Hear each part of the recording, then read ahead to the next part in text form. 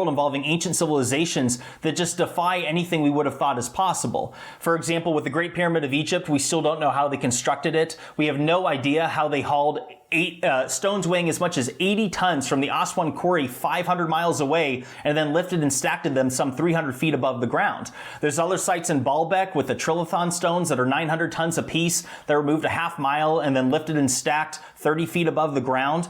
And let me just, to let the audience know, that the largest stone moved in modern times is 340 tons. It was moved 106 miles to the Los Angeles County Museum of Art.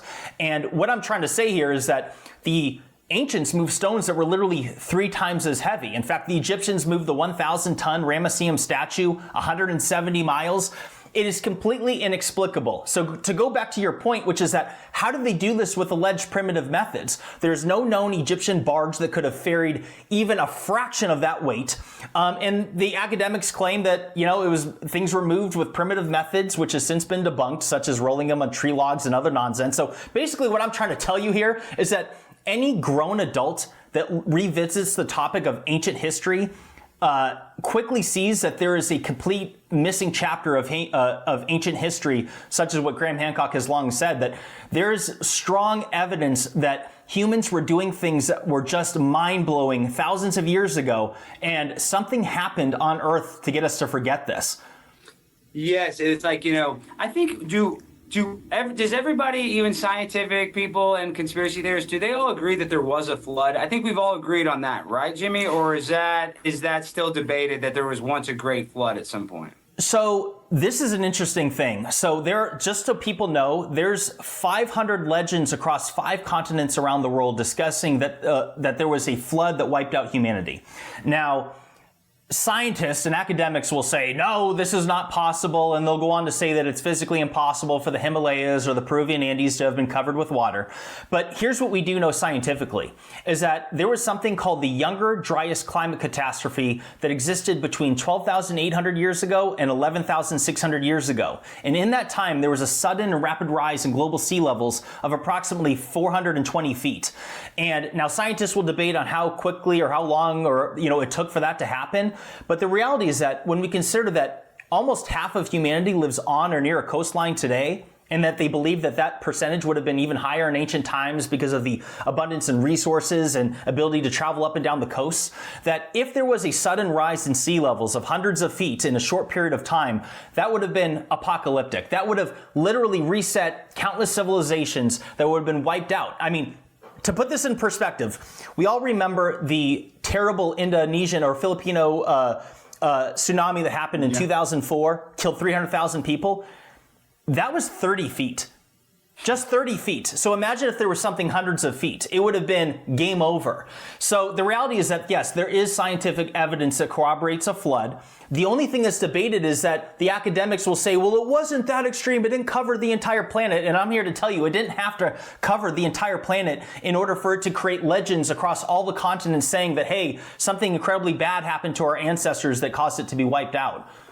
And it's so crazy because the way that they use science and climate change and this and that. And, I don't believe a lot of the scientists, yes, I guess you would say. But when it comes to our history, if you earlier, though, you talked about that rock that it's at the Los Angeles Museum of Modern Art. And it took a whole crane to move that rock. So do you get so crazy, Jimmy? And I don't know if I've heard you talk about this, but I see a lot of the Bible people talk about it. The people that are really into it, that the Nephilim, that at one point giants built the pyramids. Is that ludicrous, or because they say Noah was really tall, or is there some credence to that, or is that just, in your opinion, a fairy tale? So it's interesting. Yeah, the legends of giants also span across multiple continents around the world, which is really bizarre. It's a really interesting thing to just make up out of thin air as a bedtime story, because that's what the scientists will say. Of course, there was no giants. Some people before me have suggested that perhaps they weren't referring to giants of body, but giants of mind. That they were basically saying that there was advanced people on Earth that were able to accomplish those feats. Now, you mentioned the Nephilim, and I look at when we look at the Neanderthal and Denisovans, they had cranial capacities that were significantly larger than ours. And of course, if you go to any textbook or any museum, they'll make them out to be dumb cavemen. But what's to say that there weren't people that were giants in some capability to have constructed these things thousands of years ago? there's also conjecture that the Smithsonian is hiding literal giant bodies and skeletons in their basements.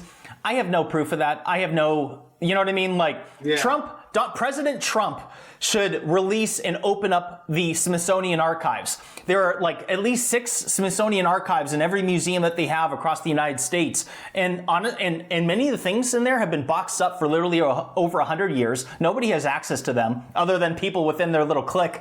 So the reality is that there were people doing advanced things on this earth long before we were led to believe or taught in the textbooks.